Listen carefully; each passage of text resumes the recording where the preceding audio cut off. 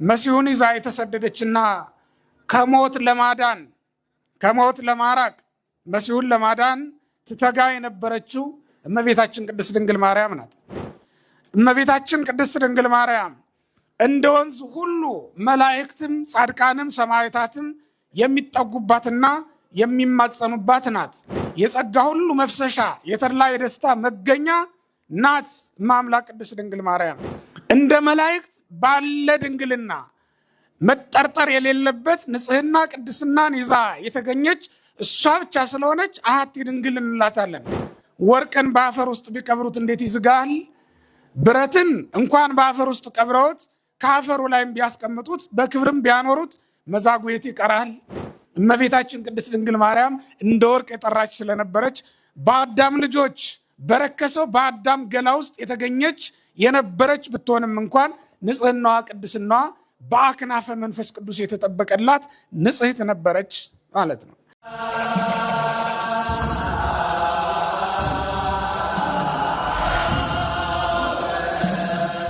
ጣዕመ ፍቅሯ ስቧችሁ በረከቷን ሽታችሁ የተሰበሰባችሁ የእግዚአብሔር ቤተሰቦች፣ የእማምላክ የቅድስት ድንግል ማርያም ልጆች፣ ምእመናንና ምእመናት በልዑል አምላክ በሕያው እግዚአብሔር ስም እንደምን አደራችሁ? እንደምን ሰነበታችሁ? እንኳን አደረሳችሁ። እመቤታችንን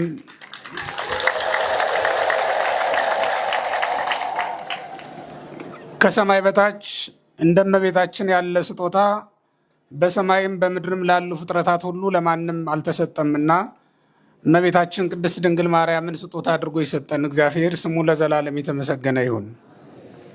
ወስማ ለይእቲ ድንግል ማርያም፣ የዚችም ድንግል ስሟ ማርያም ነው በሚል ርዕስ የዛሬውን ትምህርታችንን እንጀምራለን። የሉቃስ ወንጌል ምዕራፍ 1 ቁጥር 27 ላይ የሚገኝ ቃል ነው። እስኪ ሁላችሁም በሉት። የድንግሊቱም ስም በሉ ማርያም ነው። እስኪ በሉት ማርያም ነው። መልአኩ ቅዱስ ገብርኤል ወደ እሷ ተልኮ ከመጣ በኋላ ቅዱስ ሉቃስ የመልአኩን መምጣት ሲነግረን የድንግሊቱም ስም ማርያም እንደነበረ ገለጠልን። እዚህ ላይ የድንግሊቱም ስም ብሎ አጻፋውን የተናገረው በቀደመው ዘመን ከ700 ዓመት በፊት ኢሳይያስ እነሆ ድንግል በድንግልና ተጸንሳለች ብሎ የተናገረውን በማስታወስ ነው። ያኔ ነቢዩ ኢሳይያስ በድንግልና ጸንሳ በድንግልና ተወልዳለች ብሎ የተናገረላት የድንግሊቱ ስሟ ማን ነው? ማርያም ነው ብሎ ተናገረ። ሕዝቅኤል በተዘጋ ደጅ አምሳል የተመለከታትና የማይናወጥ የማይፈታ ማህተመ ድንግልናዋን ለመግለጥ ሳይከፍት ገብቶ የኃያላን አምላክ እግዚአብሔር ሳይከፍት ሲወጣ በራእይ የተመለከታት ያቺ የተዘጋችው ቤተ መቅደስ ማናት? እመቤታችን ቅድስት ድንግል ማርያም ናት። ያቺ ቤተ መቅደስ ያቺ ድንግል ስሟ ማን ነው? ማርያም ነው። ማርያም የሚለውን የእኛ ሊቃውንት በልዩ ልዩ ስያሜ በልዩ ልዩ ትርጓሜ መስጥረውታል። ሌሎቹ ሊቃውንትም በተለያየ መልክ በተለያየ ምስጢር መስጥረውታል። አባ ጀሮም የተባለ ሊቅ ማርያም ማለት በሶሪያ ቋንቋ እመቤት ማለት ነው ብሎ ይተረጉመዋል። ምን ማለት ነው? እመቤት ማለት ነው ብሎ ይተረጉመዋል። እመቤታችን ቅድስት ድንግል ማርያም። ሌላው ሊቅ ደግሞ ከብሉይ ኪዳኗ ማርያም ኦሪት ዘጸአት ምዕራፍ 2 ላይ ካለችው ማርያም ከሙሴ እህት ማርያም ጋር አነጻጽሮ ማርያም ማለት የባህር እመቤት የባህር ብርሃን ማለት ነው ብሎ ተርጉሞታል። ብርሃንን የተሞላች ማለት ነው ይላል። ቆርኔሌዎስ የሚባል ሊቅ ደግሞ ይህን ሲተረጉመው ማለት ነው። ስለዚህ ክርስቲያኖች እመቤታችን ቅድስት ድንግል ማርያም ለፍጥረት ሁሉ እመቤት ሆና የተሰጠችና ለአምላክ እናትነት የተመረጠች ናት። ይህችም ስሟ ማርያም ተብላ የተጠራችው በቀደመው ዘመን እስራኤልን ነፃ ባወጣ ጊዜ ሙሴ ሴቶችን ትመራ የነበረችው ማርያም ትባል የነበረችው ሴት ናት። መሲሁን ለእስራኤል መሲሃቸው የመጀመሪያው መሲህ ሙሴ ነው። እስራኤልን ከጥፋት የሚያድናቸውን መሲህ ሙሴን ጠብቃ ከሞት ያተረፈችው በባህር ውስጥ ገብታ ተጠብቀው የነበረችው ማርያም ትባል የነበረችው የሙሴ እህት ናት። በኋላም ሙሴ ህዝቡን እየመራ በነበረ ጊዜ ወንዶቹን ሙሴ ይመራል፣ ሴቶቹን ደግሞ ማርያም ትመራ ነበር። ከበሮ ይዛ በህዝቡ መካከል ትዘምር እንደነበረም በኦሪት ዘጸአት ምዕራፍ 15 ላይ ታሪኳ ተጽፎ እንመለከታለን ማለት ነው። እመቤታችን ቅድስት ድንግል ማርያም አዳኛችንን መሲሐችን ኢየሱስ ክርስቶስን በክብር ወደ ዓለም ሲመጣ የተቀበለችውና ዲያብሎስ በሄሮድስ አድሮ ሊገድለው በፈለገ ጊዜ መሲሁን ይዛ የተሰደደችና ከሞት ለማራቅ መሲሁን ለማዳን ትተጋ የነበረችው እመቤታችን ቅድስት ድንግል ማርያም ናት። ሙሴን የጠበቀችውም ማርያም ናት። ኢየሱስ ክርስቶስን የጠበቀችውም ማርያም ናት። ስማቸውን እንዲህ አገናኝና ትርጓሜያቸውንም የባህር እመቤት ማለት ነው ብሎ አመሰጠረው ማለት ነው ሊቁ። እመቤታችን ቅድስት ድንግል ማርያምን የባህር እመቤት ብሎ የተናገረው እመቤታችን ቅድስት ድንግል ማርያም ባህር ናት ይላል ሊቁ። ባህር መባሏም ምንጮች ሁሉ የሚሰበሰቡባትና ወንዞች ሁሉ ፈሰው የሚገቡባት ስለሆነች ነው ባህር የተባለችው ይላል። እመቤታችን ቅድስት ድንግል ማርያም እንደ ወንዝ ሁሉ መላእክትም ጻድቃንም ሰማዕታትም የሚጠጉባትና የሚማጸኑባት ናት። ለጻድቃንም ለመላእክትም ለሰማዕታትም ለሐዋርያትም ለደናግልም ለመነኮሳትም የተሰጠው ጸጋ በጠቅላላ ለእመቤታችን ለቅድስት ድንግል ማርያም ተሰጥቷታል ማለት ነው። እንደ መላእክት ንጽሕት ናት። እንደ ሰማዕታት በመከራ የተፈተነች ታጋሽ ናት። እንደ ባህታውያንም መናኝ ከዓለም የራቀች ናት እመቤታችን ቅድስት ድንግል ማርያም። እንደ ሐዋርያትም ክርስቶስን ይዛ ዓለም እስኪያልቅ ድረስ በእግሯ የተሰደደች በምድር ዳርቻ ሁሉ የተጓዘች እሷ እመቤታችን ቅድስት ድንግል ማርያም ናት። ስለዚህም ነው ሊቁ ምን ይላል? የእነዚህ ሁሉ ቅዱሳን ጸጋ ፈሶ የሚገኘው ተጠራቅሞ የሚገኘው እመቤታችን ቅድስት ድንግል ማርያም ውስጥ ስለሆነ ነው ይላል። ባህር ብሎ የጠራት ከዚህ የተነሳ ነው። በእርግጥም እመቤታችን ቅድስት ድንግል ማርያም የጸጋ ሁሉ መፍሰሻ የተድላ የደስታ መገኛ ናት። እማምላክ ቅድስት ድንግል ማርያም ስሟ ሲጠራ መላእክት ደስ ይላቸዋል ይላል። ስሟ ሲጠራ አጋንንት ደግሞ ይከፋቸዋል፣ ይደነግጣሉ። መላእክት ደስ የሚላቸው አጋንንት ደግሞ የሚከፋቸው የማን ስም ሲጠራ ነው? እስኪ ጠሯት ሁላችሁም። የድንግሊቱም ስም ማን ነበረ? ማርያም ነበረ። ማርያም ነው። መልአኩ ቅዱስ ገብርኤል ተልኮ ሊያበስራት የመጣው ስሟ ማርያም ትባል ወደ ነበረችው ናዝሬት ገሊላ አውራጃ ውስጥ ናዝሬት ከተማ ከምትገኘው ከአንዲት ድንግል ዘንድ ነው የመጣው ማለት ነው። እንደ መላእክት ባለ ድንግልና መጠርጠር የሌለበት ንጽህና ቅድስናን ይዛ የተገኘች እሷ ብቻ ስለሆነች አሐቲ ድንግል እንላታለን። ምን እንላታለን? አሐቲ ድንግል እንላታለን። ቢጤ የላትም ማለት ነው። ክርስቲያኖች ሰማይ እንኳን በፊቱ ንጹህ አይደለም ይላል ኢዮብ። በእግዚአብሔር ፊት ሰማይስ ንጹህ ነኝ ቢል እንዴት ሊሆን ይችላል? እንኳን ምድር። እመቤታችን ቅድስት ድንግል ማርያም ግን በእግዚአብሔር ፊት ምንድናት? የነጻች ናት። እስኪ ተመልከቱት። በእውነት እንደ ውሃ የጠራች ግን ደግሞ ከምድር የተገኘች አይገርማችሁም? ከሰማይ ከመጡ ከመላእክት ይልቅ ጽነት ያልተገኘባት የኃጢአት ምልክት የማይታይባት እመቤታችን ቅድስት ድንግል ማርያም ናት። ወርቅን በአፈር ውስጥ ቢቀብሩት እንዴት ይዝጋል?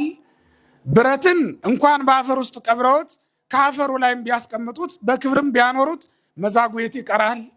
እመቤታችን ቅድስት ድንግል ማርያም እንደ ወርቅ የጠራች ስለነበረች በአዳም ልጆች በረከሰው በአዳም ገላ ውስጥ የተገኘች የነበረች ብትሆንም እንኳን ንጽህናዋ ቅድስናዋ በአክናፈ መንፈስ ቅዱስ የተጠበቀላት ንጽሕት ነበረች ማለት ነው። እንተ በአማን ራቁ ደመና የሚላት ቅዱስ ያሬድም በዜማ ይወስደዋል፣ ያመሰግናታል። ቅዱስ ቄርሎስም በተረፈ ቄርሎስም እንደዚሁ እንተ በአማን ራቁ ደመና ዘጸሮተ ለንጹህ ዝናም፣ ንጹህ ዝናም ክርስቶስን ይዛ የተገኘች ንጽሕት ደመና እመቤታችን ቅድስት ድንግል ማርያም ናት። ይህች ንጽሕት ድንግል ናት እንግዲህ ዛሬ ለእግዚአብሔር ትሰጥ ዘንድ በእናትና በአባቷ እቅፍ ሆና ወደ ቤተ እግዚአብሔር የመጣችው ይህች ንጽሕት ድንግል ናት። አንዲት ድንግል ተብላ የተጠራችው በወንጌል የተመዘገበችው እሷ ብቻ ናት። በወንጌል ውስጥ የተመዘገቡ ብዙ ደናግል ስላሉ ነው ክርስቲያኖች አሐቲ ድንግል ብሎ ለይቶ የተናገራት እመቤታችን ቅድስት ድንግል ማርያም። በብሉይ ኪዳን እነ ኤልያስም እኮ ደናግል ናቸው። እነ ዮሐንስም በድንግልና ጸንተው የኖሩ ናቸው። ሌሎችም አይታጡም። በሌሎችም መጻሕፍት በጣም ብዙ ደናግል በቤተ ክርስቲያን ውስጥ አሉ። እንደመቤታችን እንደ ቅድስት ድንግል ማርያም ያለ በውስጥም በውጭም በነፍስም በስጋም በህሊናም ጭምር ድንግል የሆነ ግን ማንም ስለሌለ አሐቲ ድንግል እንላታለን። ምን እንላታለን? አሐቲ ድንግል ብለን እንጠራታለን ማለት ነው። አሐቲ ድንግል መዝገቡ ለቃል እንላት እመቤታችን ቅድስት ድንግል ማርያም ነው። ይህችን ንጽሕት ዛሬ ሐናና ኢያቄም ወደ ቤተ መቅደስ ይዘዋት መጡ ማለት ነው። በቤተ መቅደስ ያሉ ካህናት ደንግጠዋል። የሰው መባ ተቀብለው አያውቁምና ያውም ደግሞ ሴት ልጅ ለእግዚአብሔር ስጦታ ሆና ተሰጥታ አታውቅም ነበርና ደንግጠዋል። የወንድ ስጦታ ያውቃሉ። በመጽሐፈ ሳሙኤል ቀዳማዊ ምዕራፍ 1 ላይ የተመዘገበችው ሐና ስለቷ ሲፈጸምላት ሳሙኤልን አምጥታ ለእግዚአብሔር ስለትን የሰጠችው በዚያ ላይ ታሪክ ተጽፏል። ወንድ ልጅ ለእግዚአብሔር ቤት ቢሰጥ ያገለግላል ብለው ነው። ሴት ልጅ ግን እንዲህ ተቀብለው አያውቁምና ድንጋጥ ሞልቷቸዋል። ካህናቱ ደንግጠዋል። በዚህ ምክንያት ተሰብስበው ይማከራሉ። አንዱ ሴት ናትና እንዴት አድርገው ያኖሯታል፣ ያስጨንቃቸዋል። ሌላው ደግሞ ምግቧን እንዴት እናደርጋለን ብለው እንዲሁ ይጨነቃሉ። በዚህ ሁሉ ሲጨነቁ እግዚአብሔር መፍትሄውን አመጣ። ሴትነቷም በሴት የተጎዳውን ዓለም በሴት ለማዳን እንደሆነ አላወቁምና ለዚህ ነው መጨነቃቸው።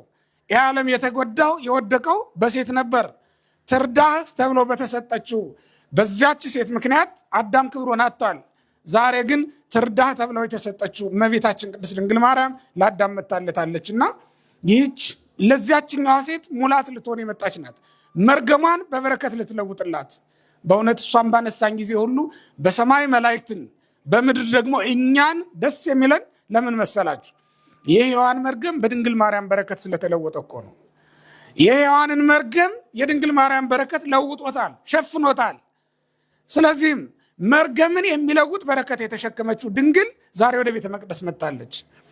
የብሉይ ኪዳኑ ቤተ መቅደስ ምንም እንኳን የሐዲስ ኪዳን ቤተ መቅደስ ከሆነችው ከእሷ ጋር በክብር የማይነጻጸር ቢሆንም እግዚአብሔር በመቅደሱ ሊያሳድጋት ስለፈለገ ከእናትና ከአባቷ ከኢያቄምና ከሐና የሚቀበልበት ቀን ደርሷል ዛሬ ማለት ነው። ጊዜው ሲደርስ በሐና ማኅፀን አስቀመጣት። ጊዜው ሲደርስ ደግሞ በ3 ዓመቷ ከሐናና ከኢያቄም ሊቀበላት እግዚአብሔር ዛሬ ወደ ቤተ መቅደስ ይዘዋት መጡ ማለት ነው። ኢያቄምና ሐና ይዘዋት ሲመጡ ከኋላዋ መላእክት እያጀቧት እየዘመሩላት ይመጡ ነበረ። በሐና ቤት በነበረችበትም ጊዜ በእናቷ እቅፍ በነበረችበትም ጊዜ መልአክ ከእናቷ እቅፍ እየሰወረ ይወስድባት ነበር ይላል። በዚህ ምክንያት እንዲያውም ሐና ብዙ ቀን አልቅሳለች፣ ደንግጣለች። መልአኩ ለሰው የማይታዩ መላእክት እያገለገሏት ነበር ወደ ቤተ መቅደስ የመጣችው። ወደ ቤተ መቅደስ ስትመጣ ግን ካህናቱ ወዲያውኑ ፈጥነው አልተቀበሏትም። ባያውቁ ነው እንጂ እኮ በቅድስተ ቅዱሳን ውስጥ ካለው ታቦት ይልቅ አሁን የመጣችላችሁ ታቦት ትከብራለች። ከሙሴ ጽላት የምትከብረው ታቦት ዛሬ ነው የመጣችው። አካላዊ ቃል ኢየሱስ ክርስቶስ ጽላት ሆኖ በውስጧ የሚቀመጥባት የሚያርፍባት አማናዊት ጽላት አሁን የመጣችው ናት።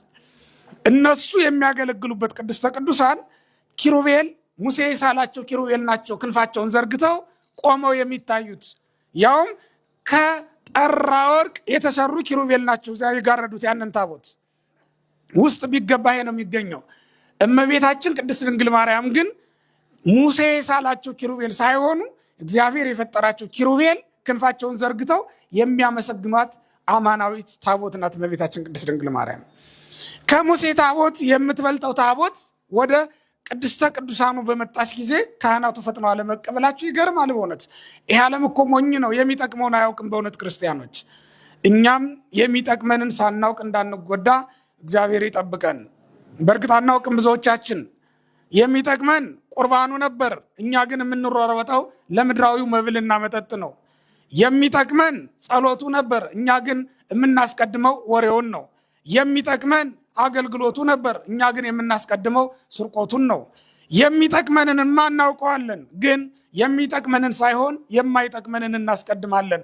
የሚጠቅመንን በእውነት እናውቃለን ማለት ይቻላል? እኛስ አይደለም። የሚጠቅመንንማ ብናውቅ ኖሮ ጋብቻችን በቅዱስ ቁርባን ይሆን ነበር።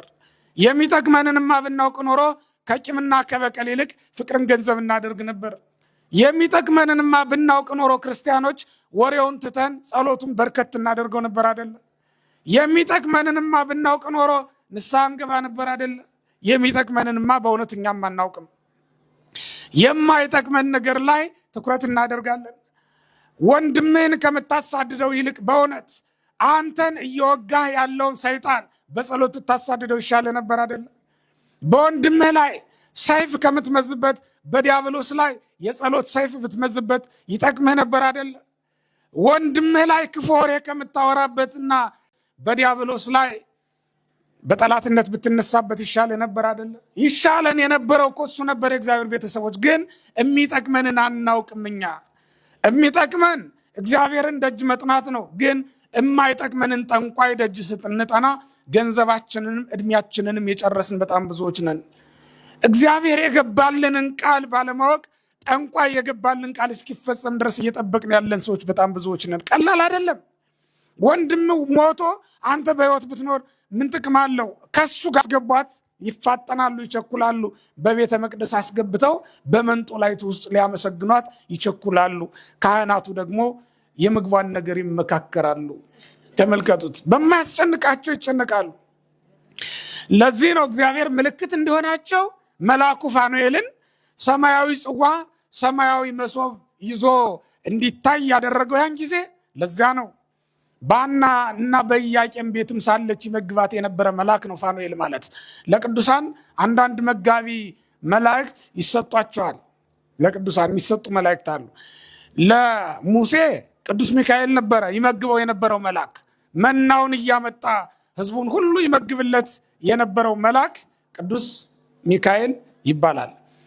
አባ ኪሮስን መና እያወረደ ይመግበው የነበረው መልአክ ዮናኤል የሚባል መልአክ ነው የነበረው። ለእመቤታችን ለቅድስት ድንግል ማርያም ደግሞ መጋቢ መልአኳ ማነው አልኳችሁ?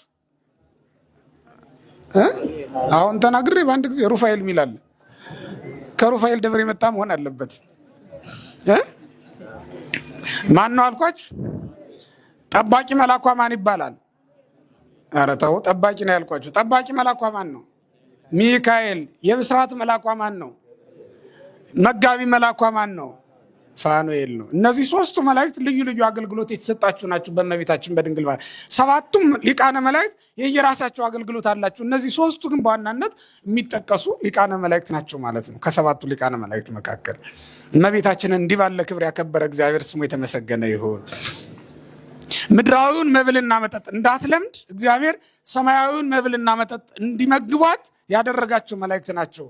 ስለዚህም ካህናቱ እንዳይጨነቁ ምግቧ ሰማያዊ መሆኑን ለማመልከት መልአኩ ፋኑኤል በሰው ቁመት ልክ ከፍ አደረገና እመቤታችን ቅድስት ድንግል ማርያምን መገባትና ወደ ሰማይ አረገ ማለት ነው።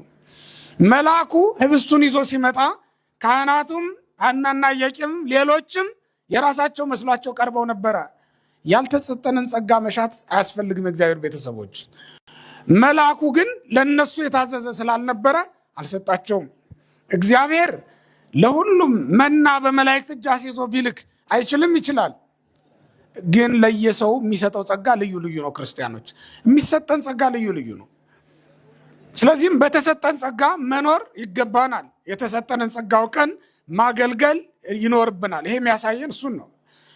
መልአኩ ይዞት የመጣውን መና ለእመቤታችን ለቅድስት ድንግል ማርያም መግቧት ወደ ሰማይ አረገ። ከዚህ በኋላ ነው ካህናቱ ተረተው ምግቧም ሰማያዊ ነው፣ ዘመዶቿም መላእክት ናቸው፣ ትግባ ብለው ፈቅደው ለ12 ዓመታት በቤተ መቅደስ እንድትኖር አስገብተዋት ሄዱ ማለት ነው። ክብርና ምስጋና ለእግዚአብሔር ይሁን። እግዚአብሔር እናቱን ተቀበለ በዛሬ ቀን። ከዚህ ቀን ጀምሮ የሚያሳድጋትም የመላእክትን ዝማሬ እያሰማ የሚያኖራትን በቤተ መቅደስ በንጽህና በቅድስና እሱ ራሱ እግዚአብሔር ነው። እንደ ሔዋን አልዘገየችም። ምክንያቱም በ3 ዓመቷ መታለችና። ሔዋን የ15 ዓመት ቆንጆ ነበረች። በ15 ዓመቷ ነው የተሳሳተችው። እመቤታችን ቅድስት ድንግል ማርያም ግን በ3 ዓመቷን ብትመጣ ስህተት ያላገኛት፣ ስህተት ድቀት ያልተገኘባት ንጽሕት ድንግል ሆና በቤተ መቅደስ አድጋለች ማለት ነው። ከማለዳው ጀምሮ እግዚአብሔርን ማገልገል ልንለምድ ይገባናል። የእግዚአብሔር ቤተሰቦች ከማለዳው ጀምሮ ካለን ጊዜ ጀምሮ ካወቅንበት ጊዜ ጀምሮ ነፍስ ካወቅንበት ጊዜ ጀምሮ እግዚአብሔርን ማገልገል ይኖርብን ዘንድ ያሳያል ይሄ ቃል። እመቤታችን ቅድስት ድንግል ማርያም በ3 ዓመቷ ጀምሮ ለማን ተሰጠች? ለእግዚአብሔር ተሰጠች። በ3 ዓመቷ የተቀበላት እግዚአብሔር በ15 ዓመቷ ነው ወርዶ በማህፀኗ ያድር ዘንድ የፈቀደው። በ15 ዓመቷ ነው። ከዚህ ቀን ጀምሮ እናቷም አባቷም እግዚአብሔር ነው። እናትና አባቷም ተመልሰው እንደጠየቋት መጽሐፍ አይነግረንም። የሳሙኤል እናት ሐና በዓመት አንድ ጊዜም ቢሆን እየመጣች ልብስ ታለብሰው ትጎበኘውም ነበር ይላል መጽሐፉ። የእመቤታችን የቅድስት ድንግል ማርያም እናት ሐና ግን ይህን አላደረገችም። ምክንያቱም እመቤታችን ቅድስት ድንግል ማርያም ልብሷም ሰማያዊ ነው፣ ምግቧም ሰማያዊ ነው። ለመላእክት ሰጥተዋታል። ከዚያ በኋላ ዘመዶቿም መላእክት ናቸው። አጠገቧ የሚገኙም ቅዱሳን መላእክት ናቸው። ሐዘን የለባትም እንጂ ሐዘን ቢገኝባትም እንኳን ሊያጽናኗት የሚችሉ ቅዱሳን መላእክት ናቸው። ሁልጊዜ በመላእክት ደስታ ደስ እያላት በቤተ መቅደስ የካህናቱን ምስጋናና አገልግሎት እየሰማች አደገች ማለት ነው። ቅድስት ድንግል ማርያም ከ12 ዓመት በኋላ ነው 12 ዓመት በቤተ መቅደስ 3 ዓመት በእናትና በአባቷ ቤት ስንት ዓመት ሆናት? 15 ዓመት ሲሆናት ነው እንግዲህ አምላክ የሚወለድበት ጊዜ ሲደርስ ከቤተ መቅደስ እንድትወጣ የተደረገው። ከዛ በኋላ ምክንያቱም እሷ ራሷ ቤተ መቅደስ ሆናለች። ከዚያ በኋላ እሷ ራሷ ቤተ መቅደስ ስለሆነች በዚያኛው ቤተ መቅደስ አይወለድበትምና ባልመረጠው ስፍራ ላይ እንድትኖር ስላልፈለገ በዮሴፍ ጠባቂነት ማምላክ ቅድስት ድንግል ማርያም ወደ ዮሴፍ ቤት እንድትሄድና በዚያ እንድትኖር አደረገ እግዚአብሔር። በዚያውም አምላክን ጸንሳ በድንግልና ወለደችልን ማለት ነው። እንግዲህ የተወደዳችሁ የእግዚአብሔር ቤተሰቦች እግዚአብሔር እመቤታችን ቅድስት ድንግል ማርያምን ለእናትነት መርጧታል። ለእናትነት የመረጣትን እሷን ደግሞ ለእኛ ጸጋ ሁና እንድትሰጠን አድርጓል፣ ፈቅዷል ማለት ነው።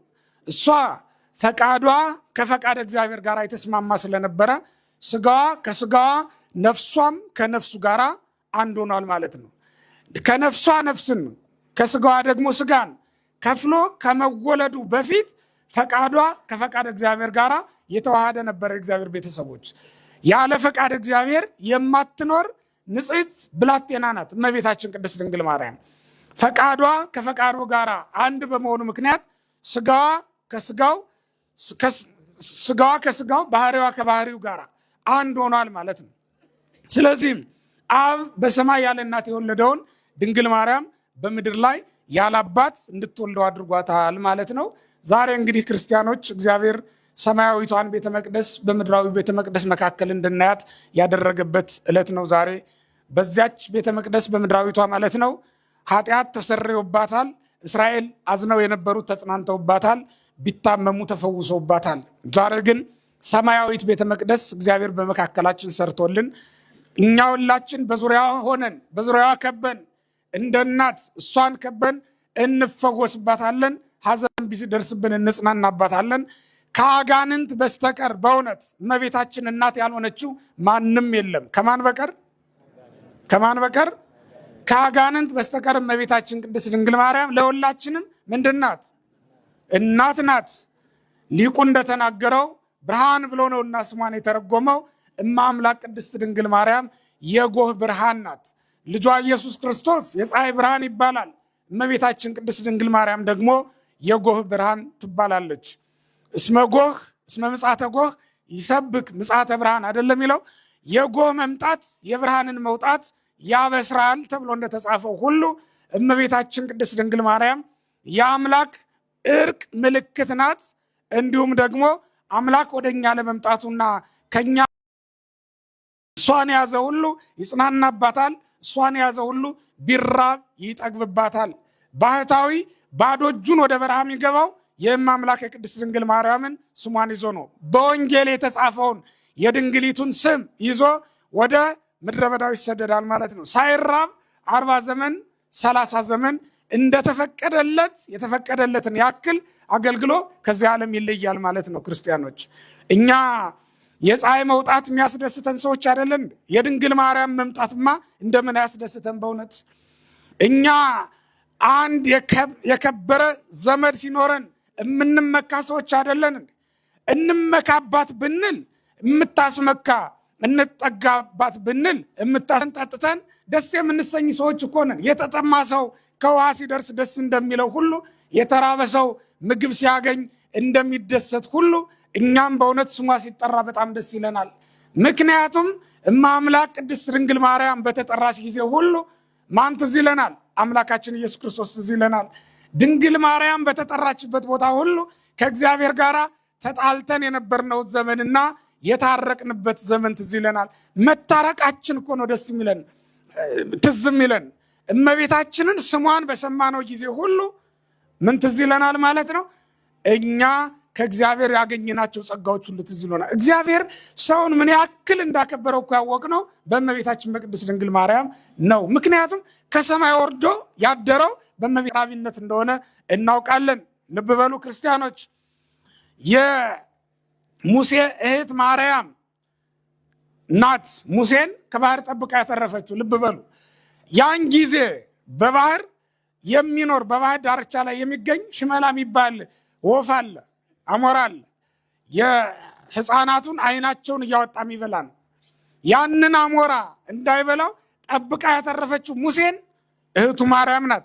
እሱ ብቻም አይደለም፣ በኋላም እናቱ ታጠባው ዘንድ ምክንያት የሆነችና በፈርዖን ቤት ውስጥ እንዲያድግ ያደረገችው እህቱ ማርያም ናት።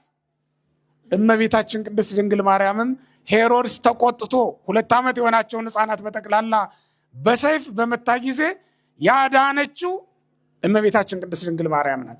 ይሄ ሁሉ ነገር ይረሳል እንዴ? በእውነት ክርስቲያኖች፣ ስለሱ መሰደዷ፣ ስለሱ መራቧ፣ መጠማቷ፣ ስለሱ መከራን ሁሉ መቀበሏ፣ በጭንቅ መኖሯ ይረሳል እንዴ ክርስቲያኖች?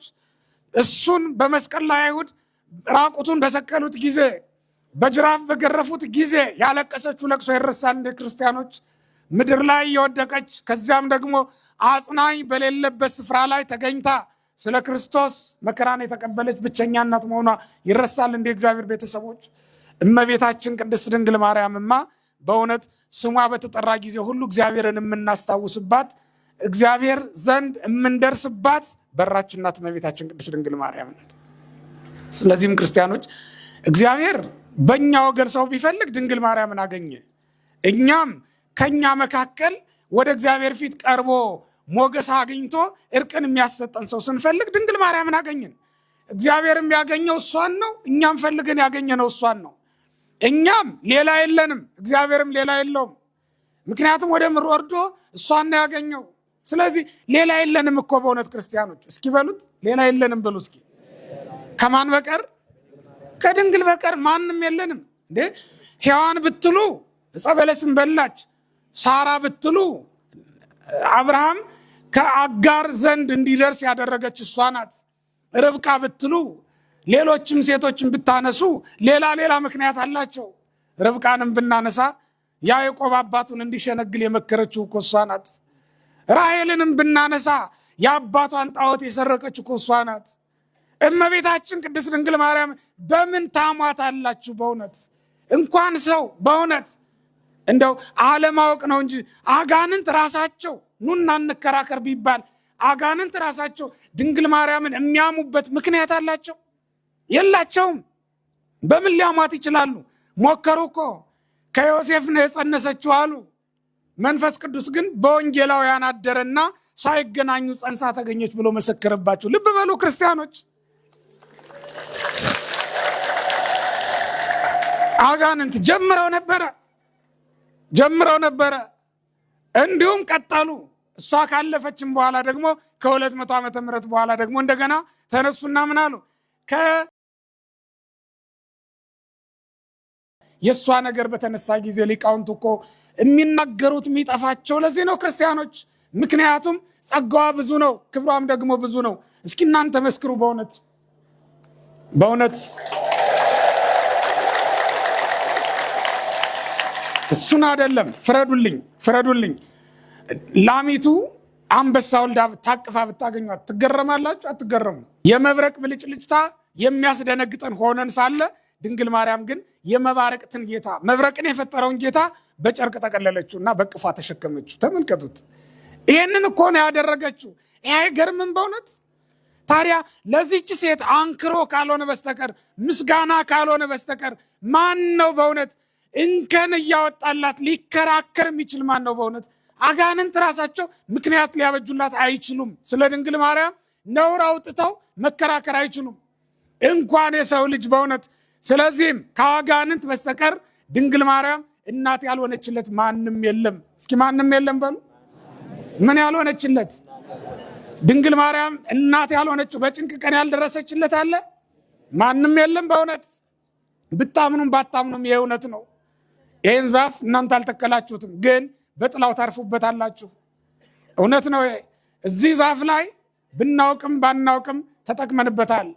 ሲኖር አይታወቀንም፣ ግን ቢነሳና ለጥቂት ጊዜ ፀሐይ ወረር ቢያደርጋችሁ ግን ያን ጊዜ የዛፉ ክብር የዛፉ ጥቅም ይገባችኋል ማለት ነው። ክርስቲያኖች የእመቤታችንን ነገር ልክ እንደዚያ ነው። ዓለም አላወቀም እንጂ ጠጥቶት የሚኖር የእሷን ጸጋ ነው። ተመግቦት የሚኖር የእሷን ጸጋ ነው። ክርስቲያኖች እናም እንረሳ። የድንግሊቱ ስም ማን ነበረ? የድንግሊቱ ስም እስኪ በሉ ሁላችሁም። እግዚአብሔር ይስጥልኝ።